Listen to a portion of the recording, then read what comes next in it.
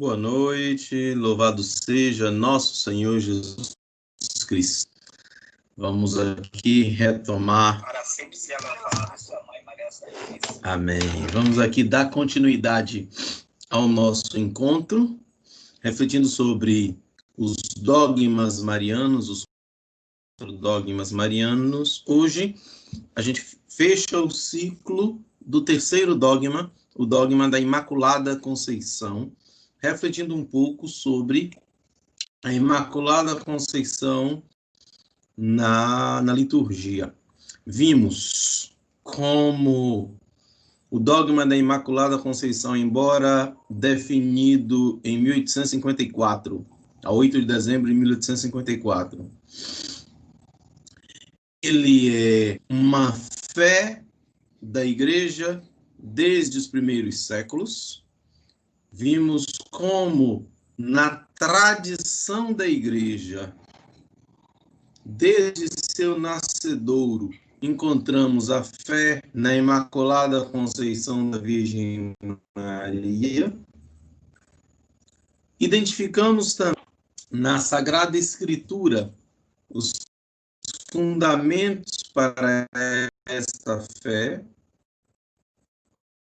E nesse sentido é importante a gente sempre fazer essa dúvida. Não é à toa que a gente faz sempre essa dúvida, porque a fé católica é fundamentada em um tripé: a saber, a tradição, a escritura e o magistério. É nesse tripé que se fundamenta a nossa fé. E, repito, nesta ordem: a tradição, a escritura e o magistério. Por que nesta ordem? Porque a Sagrada Escritura nós a recebemos da Igreja. A Sagrada Escritura nós a recebemos da tradição da Igreja. É a Igreja, em sua tradição, que vai definindo o cânon bíblico. Às vezes a gente imagina os apóstolos saindo a pregar, não é? Logo depois da ascensão, com uma Bíblia debaixo do braço para anunciar, ou pelo menos com o Evangelho debaixo do braço, né? Um texto do Evangelho debaixo do braço. Não, Evangelho, quando se diz que os apóstolos anunciaram o Evangelho, não quer dizer que eles anunciaram. É a fé que nós temos hoje, formulada pela tradição da Igreja, que é codificada nos textos evangélicos. E é a Igreja, em sua tradição, que vai discernindo os textos que compõem e que não comporão o cânon bíblico. Então, a Bíblia nós a recebemos da tradição da Igreja. Lembrem-se sempre, não é o contrário. Não é a Bíblia que faz a Igreja, é a Igreja que faz. Não é a Bíblia que nos dá a Igreja, é a Igreja que nos dá a Bíblia. Agora, o que é Igreja? Aí é fundamental a gente entender. Igreja não é o prédio. Igreja também não é apenas a comunidade. A comunidade é também igreja. Mas não é apenas a comunidade, os bispos, os papas. A igreja é o corpo místico de Cristo.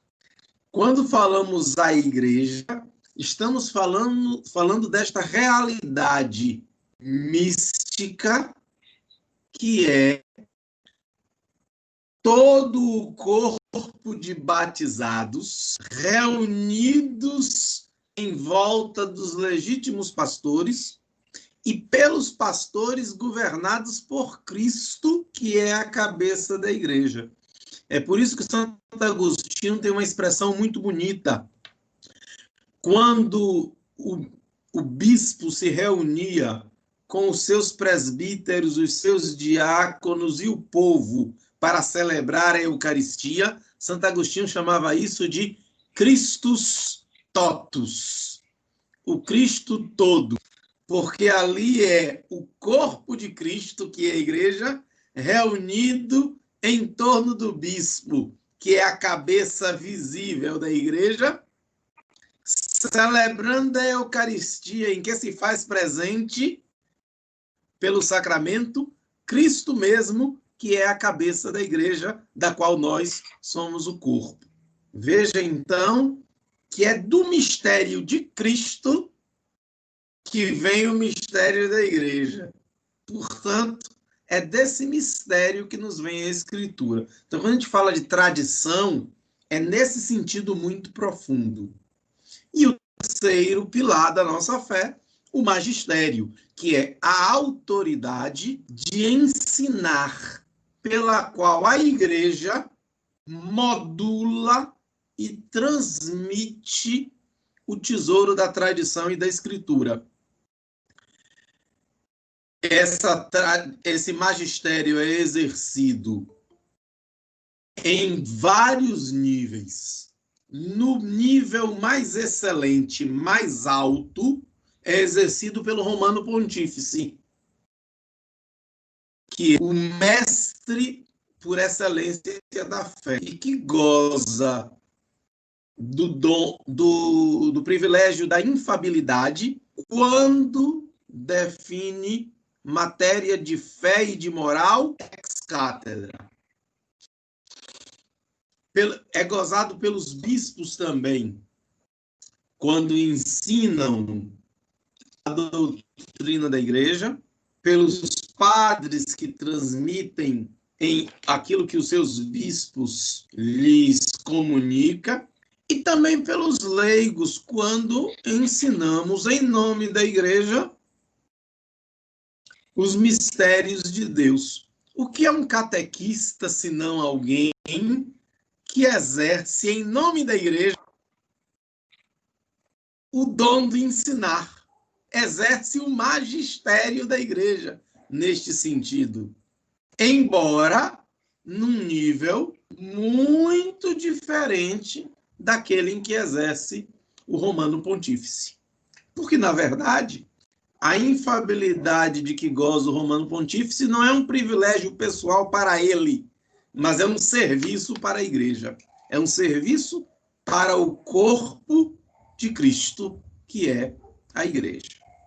Bom, depois desse preâmbulo, vamos ao que nos interessa, que é o dogma da Imaculada Conceição.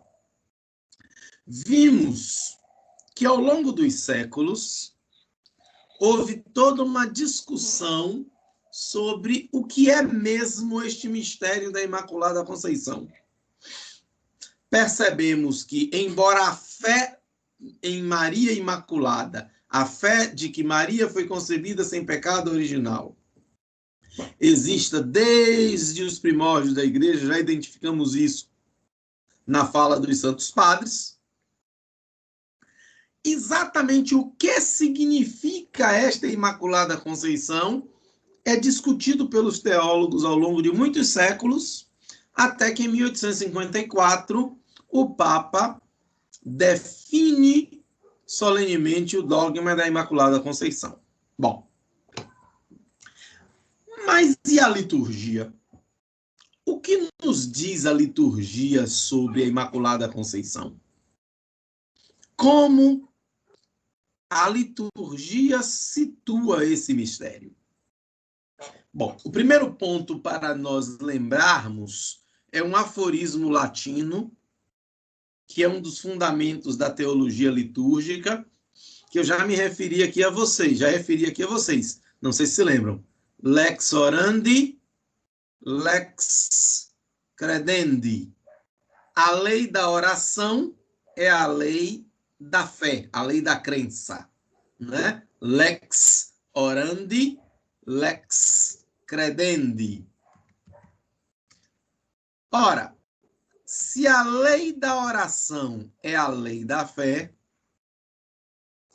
mesmo sem definir solenemente o dogma da Imaculada Conceição, a igreja, desde muitos séculos, estabeleceu na lei da oração, na lex orandi, na liturgia, o culto a Maria sob o título de Imaculada Conceição.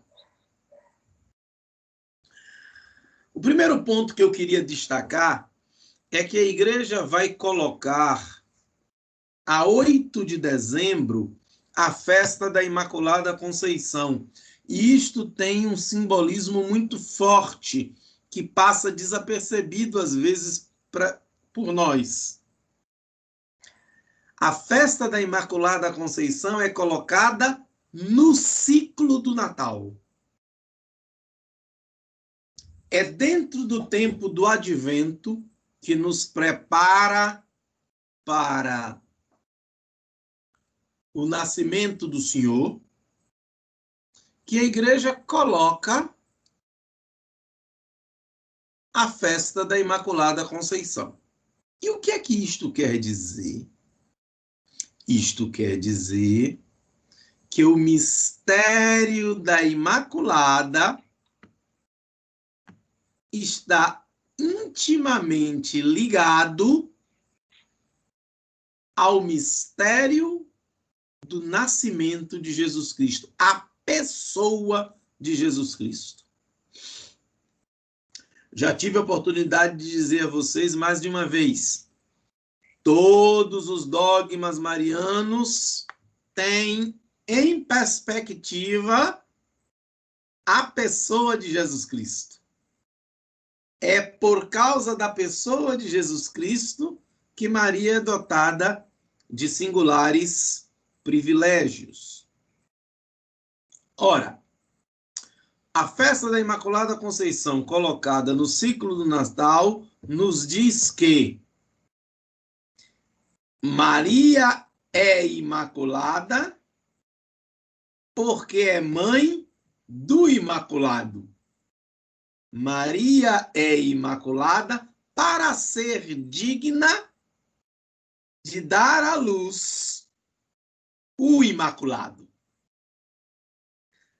Já antes, eu havia apontado para vocês para o casal Adão e Eva, que é um casal imaculado, vamos lembrar, Adão e Eva são criados sem pecado, portanto são criados imaculados, mas pecam, isto é, cedem à tentação e se tornam maculados e transmitem a nós a mancha do pecado.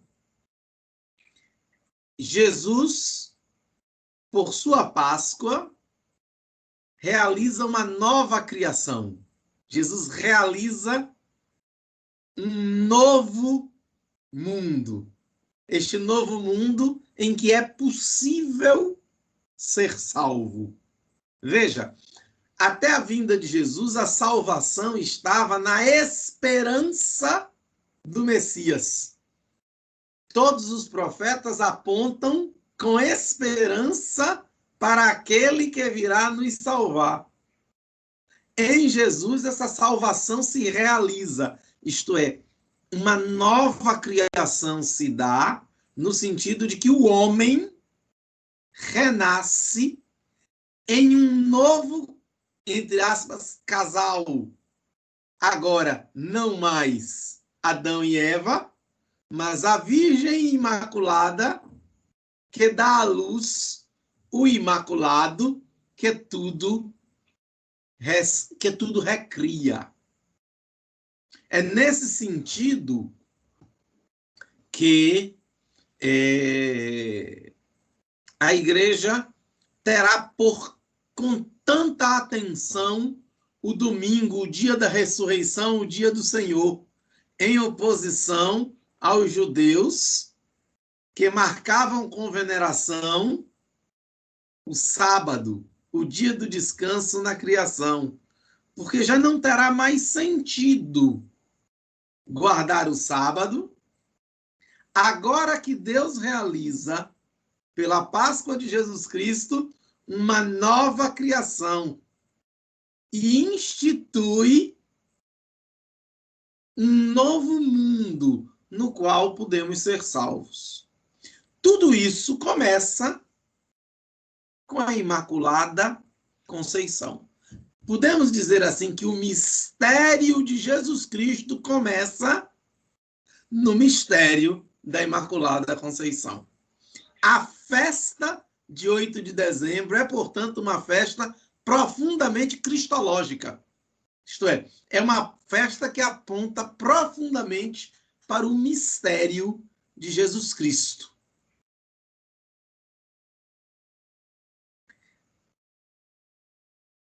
Às vezes, isso passa um pouco desapercebido, porque ou nos prendemos demais a uma devoção demasiado afetiva, ou nos prendemos demais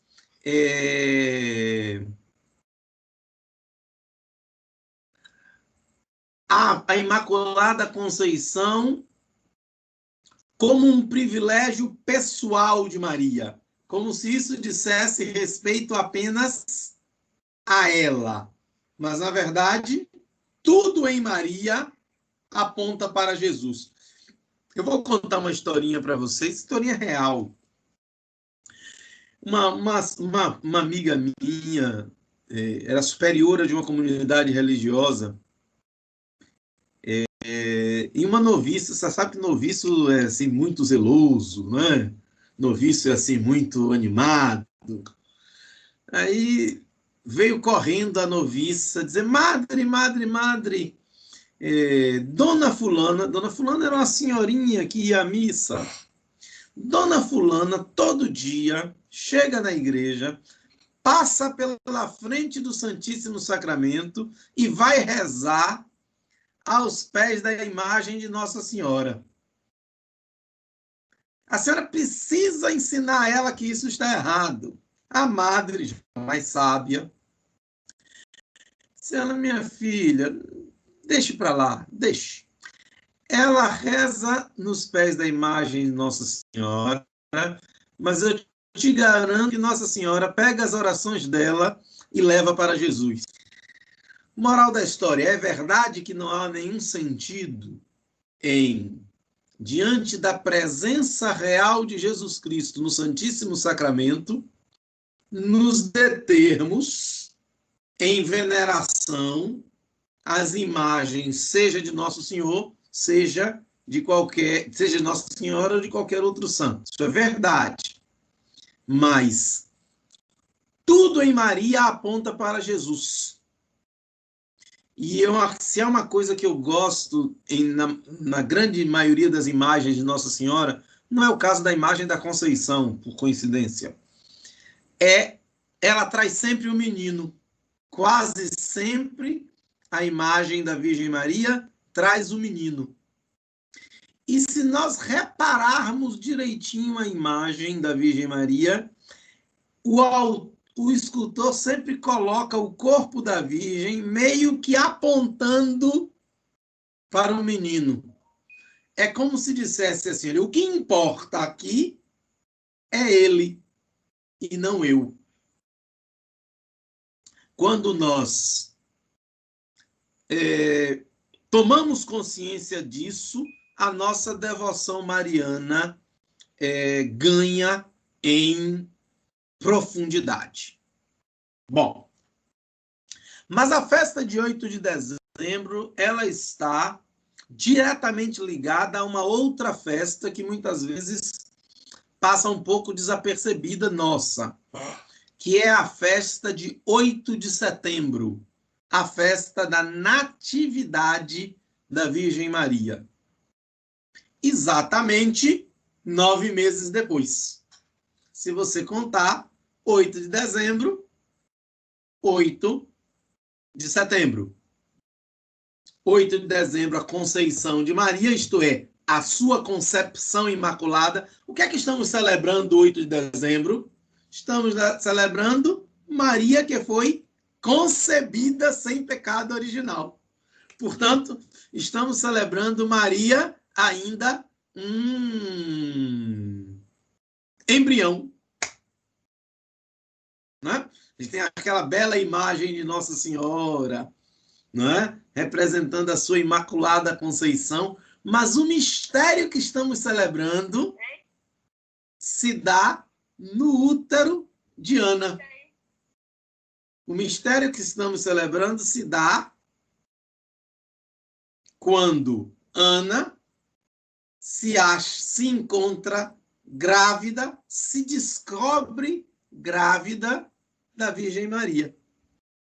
É ali, nesse primeiro instante de sua existência, que ela se torna imaculada. Vimos isso no nosso encontro passado, como essa questão da concepção, como o pensamento nas ciências naturais e na teologia foi evoluindo ao longo dos séculos. Bom, 9 meses depois, a igreja vai celebrar o nascimento da Virgem Maria, a natividade da Virgem Maria, e o faz no dia 8 de setembro. Todo devoto de Nossa Senhora da Conceição devia ter muito carinho pela festa de 8 de setembro.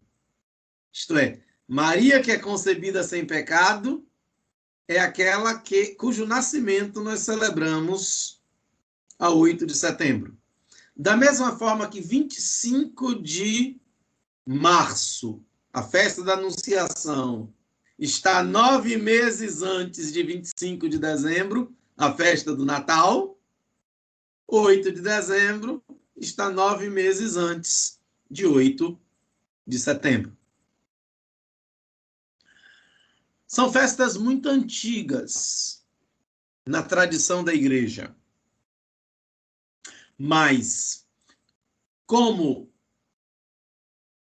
o dogma da Imaculada Conceição fala de uma verdade que a igreja precisava destacar, lembra? Toda vez que a igreja precisa ensinar uma coisa, ela cria uma festa. A festa da Imaculada Conceição ganhou na liturgia da igreja muito mais destaque do que a festa da Natividade, em 8 de setembro. No Brasil, nós temos também uma outra festa devocional a Nossa Senhora da Conceição, que é a festa de 12 de outubro, a festa de Nossa Senhora da Conceição Aparecida. Né? Na verdade, a imagem de Aparecida, como todos sabemos, é uma imagem da Virgem da Conceição. E o título de Aparecida é Nossa Senhora da Conceição Aparecida. Como a Virgem de Fátima é a Virgem do Rosário de Fátima. Não é? Em Fátima, a grande devoção que Maria apresenta, a grande devoção que ela aconselha é a devoção do Rosário. É a devoção do Rosário. Bom, podemos dizer, assim, que celebramos com 2 grandes festas no Brasil a Senhora da Conceição. Uma a 12 de outubro, sob o título de Conceição Aparecida. Outra a 8 de dezembro, sob o título de Nossa Senhora da Conceição. Mas alguém poderia perguntar, e por que essa devoção tão grande a Nossa Senhora da Conceição? Por que não a Assunção? Por exemplo, na Itália, a grande devoção a Nossa Senhora é a devoção a Nossa Senhora da Assunção, a Assunta, né? Il Ferragosto. É a grande festa mariana na Itália, é a festa de agosto. 15 de agosto, Nossa Senhora da Assunção. Por que no Brasil essa centralidade com a Conceição? Bom, isso tem algumas explicações históricas que a gente vai tentar situar aqui um pouco para vocês. Primeiro, o amor do povo brasileiro pela Imaculada Conceição tem relação com a nossa herança ibérica, a nossa herança hispano-portuguesa. A Península Ibérica se tornou um espaço muito forte na Idade Média de defesa do dogma da Imaculada Conceição. Vimos na semana passada que Santo Tomás de Aquino tinha uma visão ainda um pouco imperfeita da Imaculada Conceição, porque na concepção tomista, primeiro era gerado o corpo e só 30 dias depois a alma do homem e 90 dias depois a alma da mulher. Era essa a concepção tomista. Lembra? Esta não é a fé da igreja. A fé da igreja, hoje, é de que essa concepção de alma e corpo se dá ao mesmo tempo. Ao mesmo tempo em que os pais geram pelo ato sexual o corpo, Deus infunde a alma. E naquele primeiro instante, já se trata de um homem inteiro com corpo e alma. Por isso o aborto é um crime inominável, porque se trata de destruir um ser humano completo de alma e corpo. Atenção para uma coisa, também não se deixem levar por uma crença de natureza espírita, que se tem muito hoje, de achar que existe uma espécie de banco de almas, um monte de alminhas lá, que Nosso Senhor envia. Então, olha, a criança é concebida, Nosso Senhor manda uma alminha que tinha lá guardada. Não é esta a fé da igreja. A fé da igreja acredita num Deus criador que continua criador. Isto é, quando nós professamos no credo, creio em Deus, Pai Todo-Poderoso, Criador do céu e da terra, não quer dizer que Deus criou e não cria mais. Quer dizer que Deus é criador. Lembra, em Deus não existe passado nem futuro. Tudo em Deus é. Em Deus só existe presente. Portanto, Deus é criador. Ele continua a criar. Agora, ele continua a criar fazendo uso das leis que ele mesmo estabeleceu. Ao criar o mundo, ele estabeleceu leis naturais, pelas quais as plantas brotam, os frutos nascem, e tudo isso é ação criadora de Deus. Porque tudo isso descende daquela palavra de Deus que é eficaz. Faça-se, e tudo se fez. O ser humano, ele é criado por Deus. Eu fui criado por Deus, você foi criado por Deus. Em um determinado instante, Deus me criou. Neste instante em que meus pais me conceberam, Deus cria a minha alma e une perfeitamente corpo e alma, de tal forma que esta minha alma não é uma hospedeira deste corpo. Eu sou uma unidade de corpo e alma. E um dia, quando o Senhor voltar, voltarei a ser uma unidade de corpo e alma. Esta é a nossa fé. Agora, como será este corpo? Ninguém sabe, porque São Paulo fala apenas de um corpo glorioso, mas não explica o que é este corpo glorioso. Nós temos na ressurreição de Cristo algumas pistas. Por quê? Vamos pensar um pouco aqui nos evangelhos da ressurreição? Nos evangelhos da ressurreição, nós vemos sinais que parecem contraditórios. Primeiro, Jesus ressuscita e aparece a Madalena, aparece aos apóstolos, não é isso? Então, ele pode ser visto. Madalena tenta pegar nele e ele diz, não me toques, ainda não subi a meu pai. Quer dizer, depois Tomé, ele aparece a Tomé e diz assim, olha, eis aqui minha mão, bote o dedo no buraco dos cravos, olhe meu lado, enfie a mão no meu lado e não sejas incrédulo, mas tenhas fé. Quer dizer, nosso Senhor é palpável, pode ser tocado. Mas, ao mesmo tempo, o Evangelho diz que ele entra a portas fechadas. Estando as portas fechadas por medo dos judeus, Jesus apareceu no meio dele. E depois os apóstolos, quando olham, ele desapareceu. Quer dizer, o que é isso? É um corpo que é palpável, mas que entra com as portas fechadas.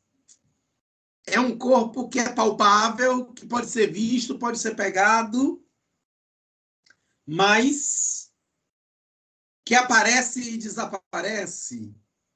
Depois ele vai aparecer entre os discípulos, sentar-se à mesa e comer. Ele vai comer com os discípulos de Emaús, vai comer com os apóstolos à beira do lago. Então, veja, o que é que os evangelhos estão nos dizendo? Estão nos dizendo que o corpo do ressuscitado é verdadeiramente corpo, mas é diferente. Isto nos fala da nossa realidade na parousia, quando teremos a ressurreição do corpo. É o que cremos, é o que professamos no credo todo domingo, não é isso? Creio na ressurreição da carne, na vida eterna. Amém. O que é a ressurreição da carne? É este mistério pelo qual, na parousia, todos os mortos ressuscitarão para viver plenamente, novamente, unificados como corpo e alma. Agora, que corpo é esse? Ninguém sabe. Isto está guardado entre os mistérios de Deus. Bom, mas voltando para a nossa questão, a Península Ibérica vai se tornar um bastião de defesa do dogma da Imaculada Conceição, muito por causa das ordens religiosas que se estabeleceram na Península Ibérica. Aí eu me explico. Na Idade Média, a partir daquelas posições de Santo Tomás de Aquino de um lado e o bem-aventurado Duns Scotus do outro, Duns Scotus defendendo a Imaculada Conceição desde o primeiro instante, e Santo Tomás de Aquino defendendo que isso se deu 90 dias depois, as ordens religiosas se dividem entre maculatistas e imaculatistas. Maculatistas, aquelas que seguiam Santo Tomás de Aquino. Imaculatistas, as que seguiam Duns Scotus, o bem-aventurado Duns Scotus. De saída, nós já temos aí duas grandes ordens religiosas. São Tomás de Aquino era o quê? Qual era a ordem religiosa dele? Alguém sabe? Tomás de Aquino?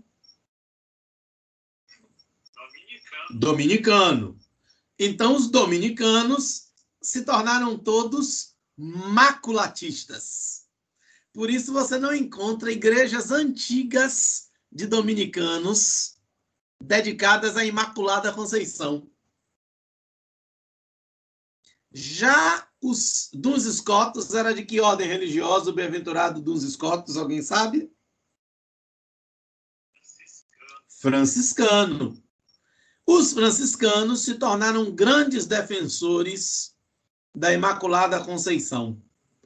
Veja, no Brasil, os franciscanos foram uma das grandes ordens que fizeram a evangelização do Brasil. Tinham grande presença em Portugal. Também os jesuítas, que tiveram grande presença no Brasil, foram de tradição imaculatista, como os franciscanos. Também os beneditinos e principalmente os cistercienses, que são uma reforma da Ordem de São Bento. Lá por volta, a Ordem de São Bento é do século VI, e lá por volta do século X para o século XI, há uma reforma no mosteiro de Císter, que funda os cistercienses, que também foram profundamente imaculatistas, tanto os beneditinos, mas principalmente os cistercienses. Ora, beneditinos, franciscanos e cistercienses eram as maiores ordens religiosas em Portugal. E os franciscanos, os beneditinos e os jesuítas se tornaram as grandes ordens religiosas no Brasil, no primeiro movimento de evangelização da colônia. Então, a devoção do povo brasileiro pela Imaculada Conceição está fortemente ligada à força que essas ordens religiosas tiveram em Portugal e na colonização do Brasil. Se você reparar bem, a partir de hoje, preste atenção, se você chegar numa igreja beneditina, numa igreja franciscana e numa igreja jesuíta, você vai encontrar sempre uma imagem ou um quadro ou um altar da Imaculada Conceição. E é esta força dessas ordens religiosas que, de alguma forma, forma a mentalidade religiosa, primeiro de Portugal e depois do Brasil.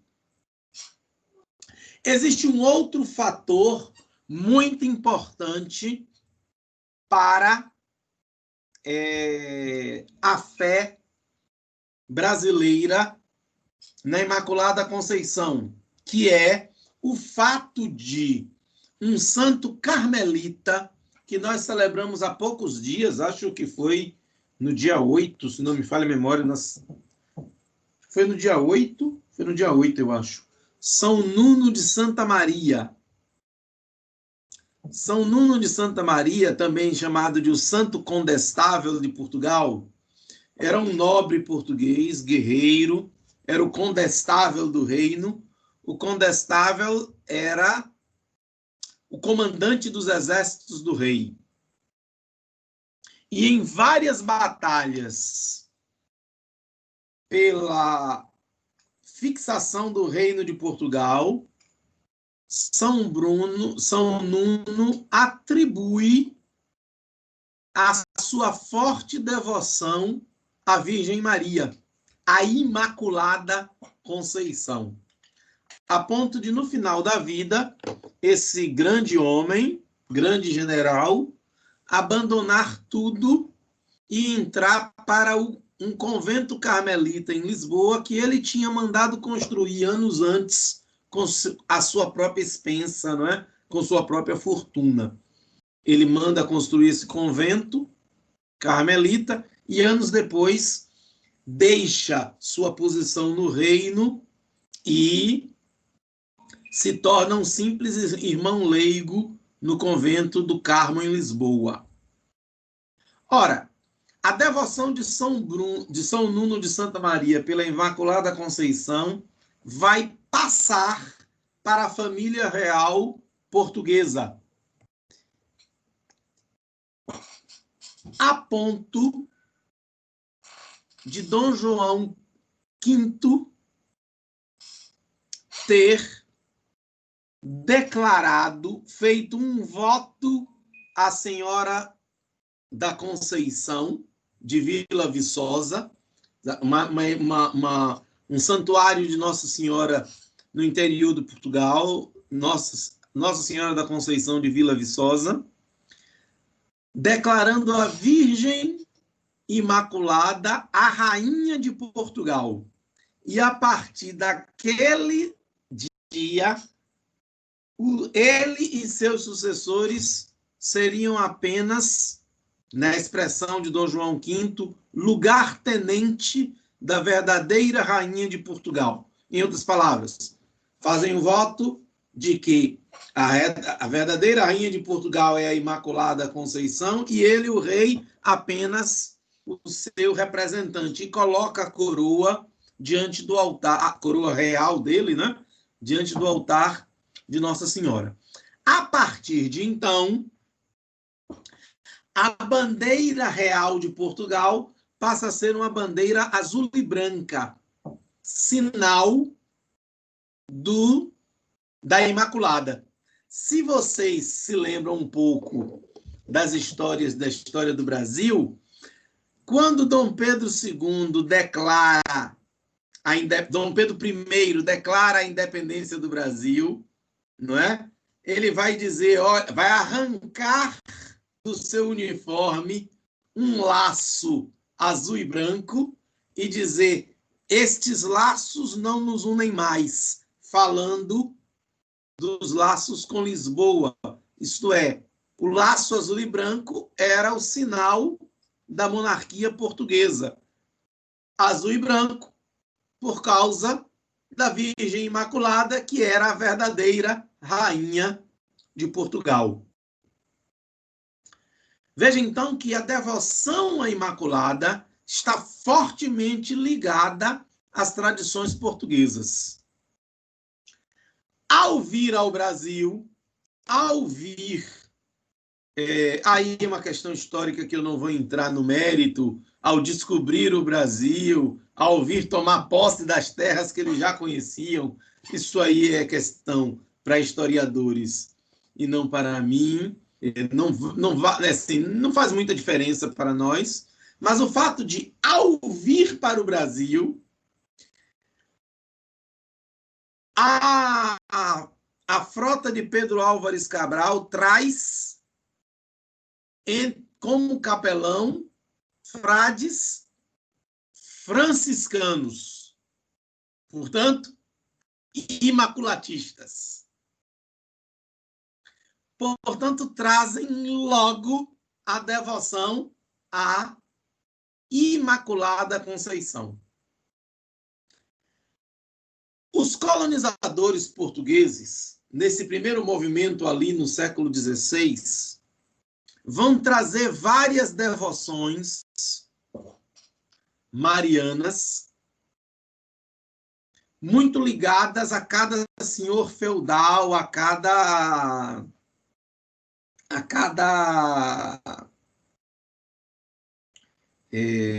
nobre que comandava ali a missão. Em Salvador vai ser fundado logo, em pouco tempo, em uma doação de Catarina Paraguaçu, a igreja de Nossa Senhora da Graça, que é a primeira igreja dedicada à Virgem Maria em terras brasileiras. Não é a primeira igreja no Brasil, viu? O primeiro templo erguido no Brasil, segundo os historiadores, está em Pernambuco, é uma igreja dedicada a São Cosme e a São Damião. Mas a primeira igreja que se tem notícias dedicada à Virgem Maria, que está aqui em Salvador, ali no bairro da Graça, é a igreja de Nossa Senhora da Graça. Logo depois se erguerá a igreja de Nossa Senhora da Ajuda, que era uma devoção muito forte também em Portugal. Mas quando Tomé de Souza chega para instalar a cidade do Salvador, instalar a capitania se tornar capitão-geral do Brasil, instalar, portanto, o poder oficial da colônia portuguesa, o que é que ele faz? Manda construir na praia uma igreja à Imaculada Conceição, porque esta era a devoção oficial do reino, era a devoção do rei, era a devoção do governo, da Casa Real. É a igreja que hoje nós conhecemos como Igreja de Nossa Senhora da Conceição da Praia, mandada erguer em sua primeira formação por Tomé de Souza em 1549, quando estabelece a cidade do Salvador. Se você for à Igreja da Conceição da Praia ainda hoje, aquele prédio que está lá é um prédio do século XVIII, construção bem depois, mas você ainda encontra dentro da igreja, no fundo, à direita, uma pequenina capela que os arqueólogos acreditam, dizem ser a construção original de Tomé de Souza. Muito rústica, muito antiga, de pedra aparente, que seria a construção original daquela capela erguida por Tomé de Souza. Bom, a partir de então, duas forças coexistem no Brasil pela difusão da devoção à Imaculada Conceição. É a força da pregação dos franciscanos, principalmente dos franciscanos, dos beneditinos, dos jesuítas também, mas principalmente dos franciscanos. 2, é a força do poder real que tinha na Imaculada Conceição a padroeira de Portugal. O Brasil, portanto, nasceu como um domínio, por assim dizer, da Imaculada Conceição. Contudo, é só quando a imagem da Imaculada Conceição é encontrada em São Paulo e se inicia a devoção à Aparecida, que por caminhos, entre aspas, tortos, a Imaculada Conceição volta a ser padroeira do Brasil, aí sim, oficialmente padroeira do Brasil, já como país independente, quando o Santo Padre nomeia a Virgem Maria sob o título de Imaculada Conceição como padroeira do Brasil. Anos depois, o Santo Padre designará a Virgem da Conceição da Praia padroeira excelsa e única do estado da Bahia. Na verdade,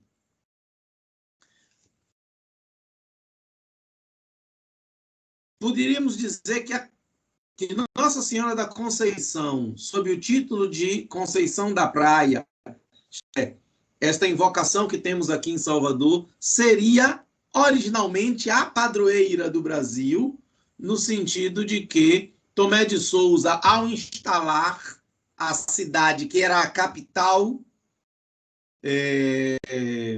da América Portuguesa, a instala sob o patrocínio da Imaculada Conceição. Mas isto nunca foi canonicamente definido.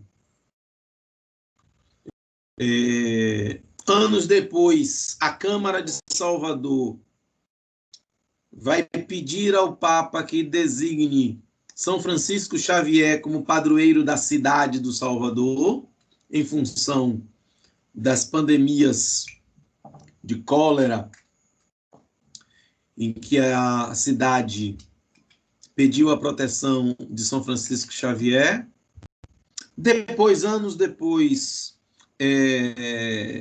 a Santa Sé vai conceder a Nossa Senhora da Conceição Aparecida o título de padroeira do Brasil, e a Conceição da Praia, que originalmente era a primeira, né, lá de 1549, acaba sendo em 1971 ou 73, eu tenho dúvida, mas foi no início dos anos 70, vai ser definida por São Paulo VI como padroeira excelsa e única do estado da Bahia. Embora isso seja irrelevante, porque Nossa Senhora da Conceição da Praia, Nossa Senhora da Conceição Aparecida, Nossa Senhora do Rosário são a mesma e única Imaculada Senhora e Mãe de Deus, a Virgem Maria, nossa Mãe. Trata-se apenas de devoções, invocações, títulos, mas a Virgem Maria é sempre a mesma e única Virgem Maria. Bom, esta é um pouco a história da devoção à Imaculada Conceição em terras brasileiras. Uma devoção que está presa a uma tradição que nos vem lá de Portugal, que nos vem da relação que a coroa portuguesa teve com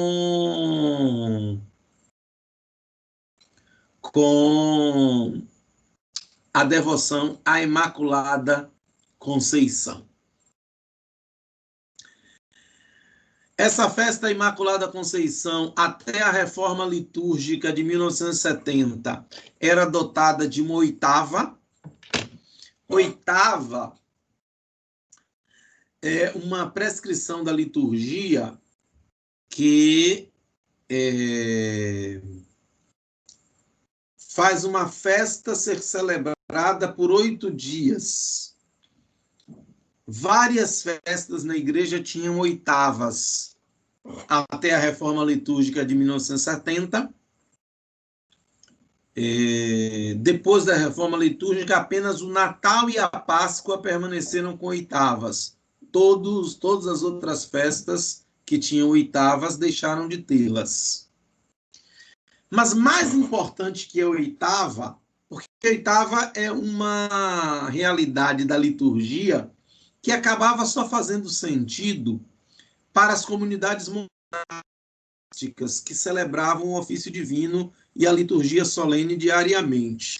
Na devoção do povo, o povo estabeleceu uma outra forma de notabilizar uma festa que foi estabelecendo o novenário preparatório. 9 dias de preparação para a festa. A festa da Conceição, como as festas dos padroeiros, mas a festa da Conceição, mesmo quando não se tratava de padroeiro, da invocação da padroeira, sendo ornada pela devoção popular com um novenário de preparação. Esse novenário, de alguma forma, era uma forma popular e devocional de replicar aquilo que a liturgia oficial da igreja fazia com uma oitava. As festas da Imaculada Conceição se tornaram, então, tão importantes a ponto de a devoção, a invocação à Imaculada Conceição se tornar a maior titulação paroquial no Brasil. Isto é, no Brasil não existem o título de Imaculada Conceição, a dedicação à Imaculada Conceição é a mais numerosa entre as paróquias brasileiras.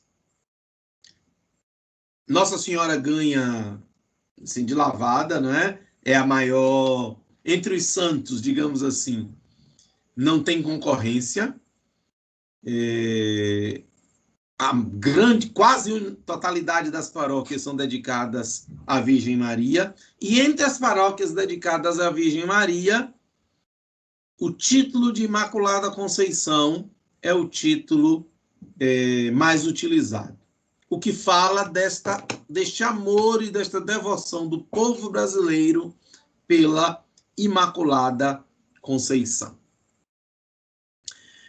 Estamos em meados de novembro, já assim apontando para a festa da Conceição, e quis a divina providência que nós pudéssemos estar aqui hoje, de alguma forma, nos preparando para a festa da Conceição, com esta reflexão sobre os mistérios da Virgem Mãe de Deus e Imaculada, Nossa Senhora da Conceição.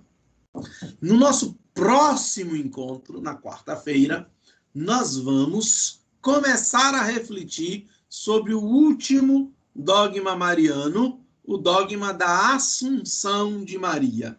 É o dogma mais recente, definido por Pio XII em 1º de novembro de 1950, e encerra o ciclo dos 4 dogmas marianos, que são as 4 verdades de fé que, inscritas na tradição da Igreja, nos falam do mistério da Virgem Maria. Qual sejam? O mais antigo, a maternidade divina de Maria. Maria é mãe de Deus, isto é, Maria é mãe de Jesus Cristo, que é verdadeiro Deus e verdadeiro homem. A virgindade perpétua de Maria. Maria é virgem antes e depois do parto. Esses 2 dogmas definidos pelos concílios do século V e século VI, estão entre os dogmas definidos pelos 7 primeiros concílios da Igreja. Depois nós temos aí uma janela de 1.500 anos, mais ou menos, para, no século XIX, o Papa Pio IX definir o dogma da Imaculada Conceição de Maria, isto é, de que Maria foi concebida sem pecado original desde o primeiro instante, foi preservada em função dos méritos da Páscoa de Jesus Cristo, foi preservada de toda a mancha de pecado desde o primeiro instante de sua concepção. E no século XX, em 1950, pelo Papa Pio XII, o dogma da Assunção de Maria ao céu. Perguntas? Silêncio entendemos tudo do último ou não? Silêncio às vezes me assusta. Tudo certinho? Alguma dúvida? É porque são muitas informações, né? Muitas informações históricas aí, mas é tudo perfeito, sem dúvida. Ok. Foi bem explicado, está tudo bem lúcido. Temos a agradecer, Emanuel, pela brilhante exposição. Bom, demos graças a Deus, então.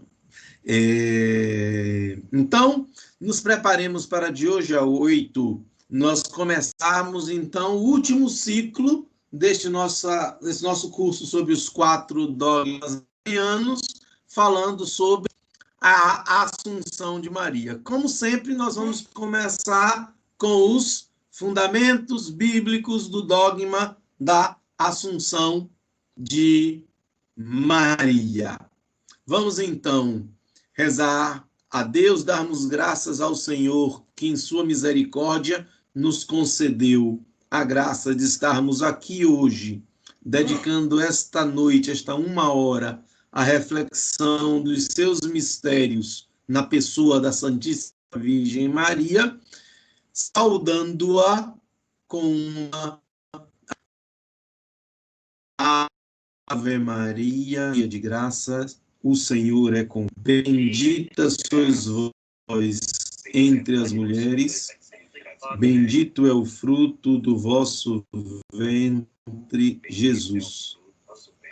Santa Maria, Mãe de Deus, rogai por nós, pecadores, agora e na hora de nossa morte.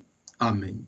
Glória ao Pai, ao Filho e ao Espírito Santo, como era no princípio, agora e sempre. Amém. Diácono, dê-nos sua bênção, dê-nos a bênção de Deus.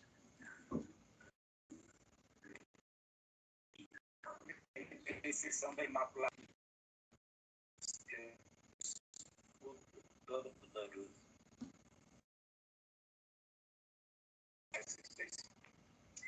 É nosso Senhor Cristo, Amém, amém. Obrigado a todos e boa noite. Boa noite, boa noite. Louvado seja nosso Senhor Jesus Cristo.